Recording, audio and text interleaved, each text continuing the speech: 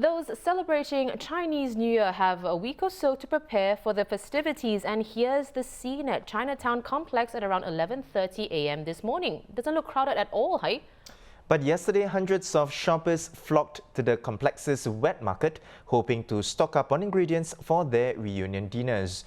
There was a queue to enter the market when the Straits Times was there yesterday, with a cap of 300 visitors at any given time. Well, this weekend is the final weekend before CNY, so the crowds are expected to return then as well as most of next week.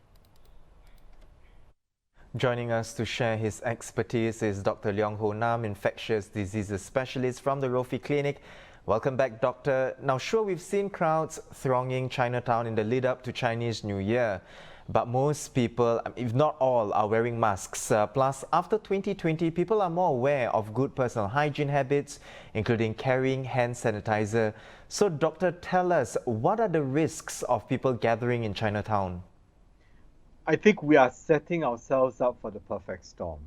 We have Chinese New Year, we have the crowds, and honestly, what is Chinese New Year if you don't have the crowds, you're not pushing in to celebrate?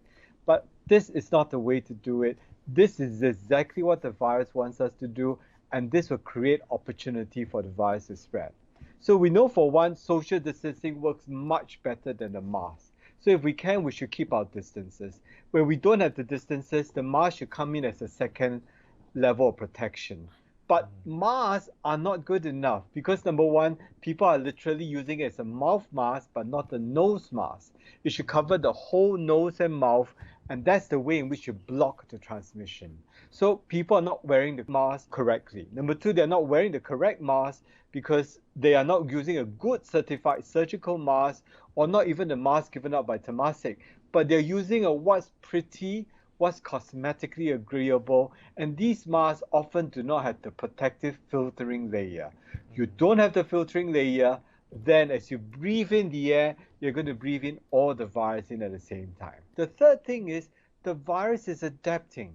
Just as we are adapting to the virus and trying to cope with it with our new norms, the virus is trying to adapt by being more transmissible. We have stories of the B117 coming out from UK and the B1351 coming out from South Africa and the P1 coming out from South America, Brazil. So with all these three viruses, all of them are trying to hit a high value enemy, Singapore. They want to come into Singapore and transmit in Singapore.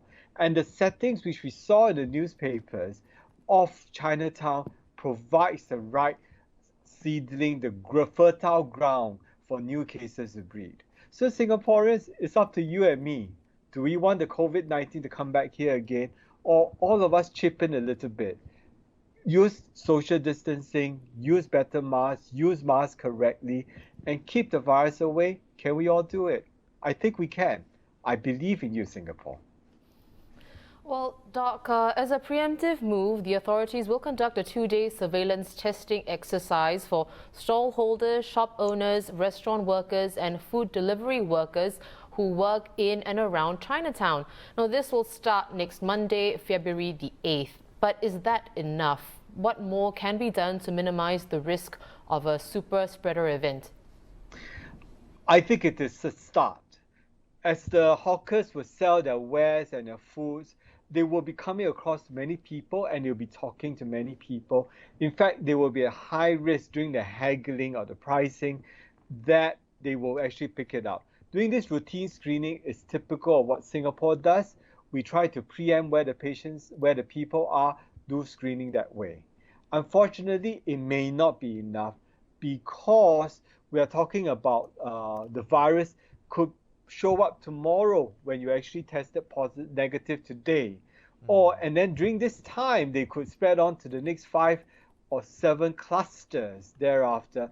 And mind you, the place where they do the Chinatown selling is where they gather. And when they go home, when they go back home to work or go office to work, they're going to spread that to many clusters. So good move, but it is clearly not good enough. We need to get rid of the crowds, and I think it has to go back to education. What can we do? Can we tell them, try not to do there? If you have to, buy it for your friends so your friends have to come down. do online sales instead. Make use of telecommunications and mobile phones, place orders. Get rid of the queues, get rid of hotspots, make Singapore safe. Doctor, let's take a look back at a year ago. Now, it may seem like a long time back, after the year that we've had, but let's take a look. Two clusters emerged last CNY, the dinner at Safra Jurong and the family gathering at Mei Hwan Drive. By all means, let's have a meaningful celebration within the rules laid out, but what's your advice, generally for all of us for this year's festivities? Advice is, number one, stick to the government rules about the number of people who can visit you, about the number of households there are. Stick to that, very important, because you realize when more people come in at the same spot at the same time, you're more likely to spread. I would like it if it is just one family with one family at one point in time rather than one family to many. That's a no-go. Number two, one thing which we didn't have in February last year was masks. And masks turned out to be a major turning event. It actually helped to control COVID-19 in Singapore. So mask is a very essential piece of equipment. When you visit a household, yes, the excitement is there, the happiness is there, you're greeting from year to year, but don't let them see your grin because I want to see the mask on the face. When the mask is on the face, it prevents transmission. So while you're in the house, keep your mask on. You only take it down to actually eat your tidbits and the tarts. And perhaps the mask is good for fatter people like me, is to remind myself not to eat so much during the Chinese New Year. The third thing that's very, very important is try to practice some distancing within a household. So you might be sitting here with a mask, but if possible, space them out. Don't cheer and sing too loudly because that is how the virus spreads. The B and the P, these are the ways in which the virus spreads very quickly.